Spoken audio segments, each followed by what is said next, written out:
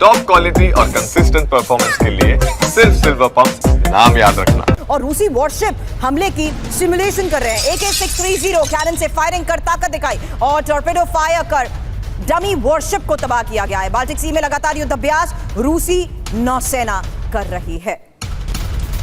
तो फिलहाल इस हालात के बीच में रूस की इस तैयारी का मतलब क्या है और बाल्टिक रीजन में रूस की क्या ये युद्ध की तैयारी है, एक डिटेल इंफॉर्मेशन रूसी वॉरशिप किस तरीके से हमले का सिमुलेशन कर रहे हैं उसको लेकर सामने आई है। वहीं बाल्टिक सी में रूसी सेना की मूवमेंट जिस तरीके से हुई है वो क्या संकेत देती है, इसके बारे में राजपुरोहित सर आपसे भी करूंगी सवाल। उससे पहले एक और बड़ी खबर, क्योंकि अब इसी बाल्टिक सी में रूसी सेना की मूवमेंट से टेंशन बढ़ चुकी है और बाल्टिक सी में रूस के 20 वॉरशिप भी मौजूद हैं। नेटो देशों के नजदीक 25 रूसी एयरक्राफ्ट और 3000 से ज्यादा रूसी सैनिक युद्ध की कर रहे हैं तैयारी।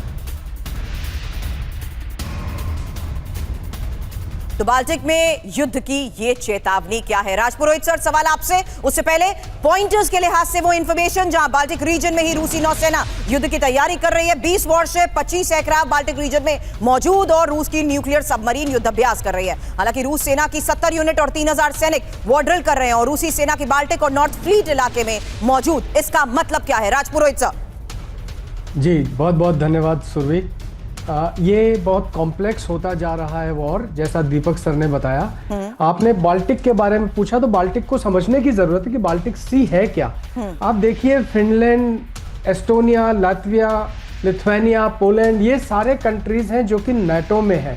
Right sir. और बाल्टिक सी का रशिया बहुत समय से अपने इकोनॉमी के लिए इस्तेमाल करता रहा है। जितना भी ऑयल है, गैस है, वो सब यहाँ से निकलता है।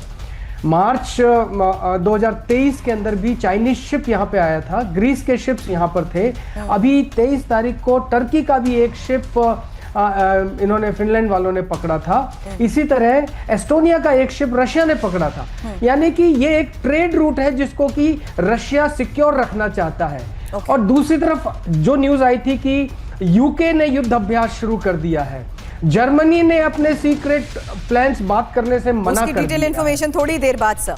जी, और तो ये नाटो का जो उग्र स्वरूप है और उन्होंने एक्टिवेट कर दिया है बाल्टिक सी के साथ में ब्लैक सी को भी। और आप देखिए उधर यूक्रेन को दबाया जा रहा है। यानी कि ये नाटो और अमेरिका हालांकि आपस में बात नहीं कर रहे, लेकिन रूस के खिलाफ मिल करके चारों तरफ रशिया को घेरने की कोशिश कर रहे हैं। और चूंकि ये घेरने की बात आ रही है तो रशिया ऑलरेडी ऑफेंसिव पे है। Right sir.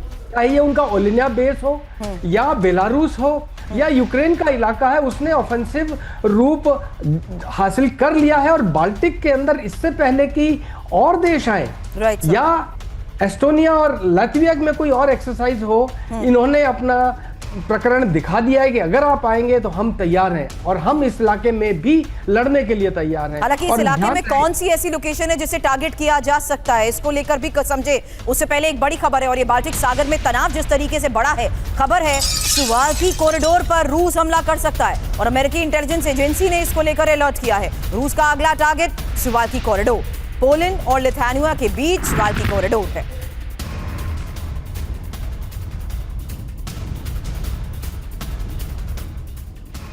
और रूसी मूवमेंट को लेकर हाई अलर्ट पर नेटो। बाल्टिक रीजन में NATO force war ready mode पर है।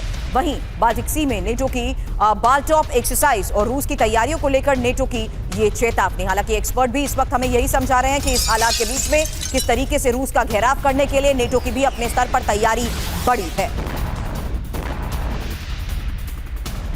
लेकिन इसी तैयारी के बीच एक बड़ा सवाल कि क्या बाल्टिक बनेगा नया वॉर जोन? इंफॉर्मेशन वॉल पर एक एक डिटेल आपके सामने, क्योंकि बाल्टिक रीजन में लगातार सैन्य तैनाती जिस तरीके से रूस बढ़ा रहा है उसका मतलब क्या है, उसका संकेत क्या है? ऐसे में बाल्टिक देशों के बारे में जिस तरीके से जिक्र किया जा रहा था एक्सपर्ट्स की तरफ से, जहां लिथुआनिया, लातविया और एस्टोनिया, रूस इन पर हमला कर सकता है और ऐसे में जो रिपोर्ट दावा कर रही है कि रूस के हमले की आशंका अब और ज्यादा बढ़ गई है। लिथुआनिया पर हमला करके वो नेटो को परख सकता है। ये है वो लोकेशन, क्योंकि अगले 2 से 4 साल के अंदर बाल्टिक देश पर हमले करने की आशंका को लेकर रिपोर्ट में जो दावा किया जा रहा है, इसका मतलब दीपक वोरा सर क्या निकाला जा सकता है? क्या ऐसी स्ट्रैटेजिक लोकेशंस हो सकती हैं जो रूस टारगेट कर सकता है? दीपक वोरा सर। मैम, आपने अभी जिक्र किया है लातविया का, आपने लिथुआनिया का, पोलैंड का, दोनों देशों में आपका राजदूत रह चुका हूं, मैं जानता हूँ कि लातविया, लिथुआनिया, एस्टोनिया ये सोवियत संघ का हिस्सा होते थे और सबसे पहले ही अलग हो गए थे। इनको नेटो में लाने की कोई जरूरत नहीं थी, क्योंकि छोटे पिस्सू से देश हैं, किसी की 5,000 की सेना है, किसी की 7,000 की है, किसी की 10,000 की, इनको ले आए ये लोग। क्योंकि जो आइडिया शुरू से यही था, जो व्लादिमीर पुतिन साहब बड़े स्पष्ट रूप से कह रहे हैं कि आप मुझे घेरने की कोशिश कर रहे हैं और आप मेरे बैकयार्ड में, आप मेरे जो मेरा बगीचा होता था वहां पर आप घुस गए, आप मुझे वहां से चोट मारना चाहते हैं और मैं ये होने नहीं दूंगा, इसीलिए यूक्रेन को नेटो में नहीं आने दिया। ये तो चले गए थे उस समय। मैं भी बता देता हूँ, लोग, आपके दर्शक करोड़ों जो लोग हैं, याद रखें कि क्यों रूस ने स्वीकार किया कि ये लोग चले जाए नेटो में, क्योंकि रूस उस समय अपनी टेरिटोरियल इंटेग्रिटी, अखंडता को बचाने में लगा हुआ था। चेचनिया में वहां पे जंग हो रहे थे। बट यही पॉइंट, सवाल उसी आधार पर कि क्या लिथुआनिया पर हमला करके ही नेटो को परखने की कोशिश करेंगे पुतिन?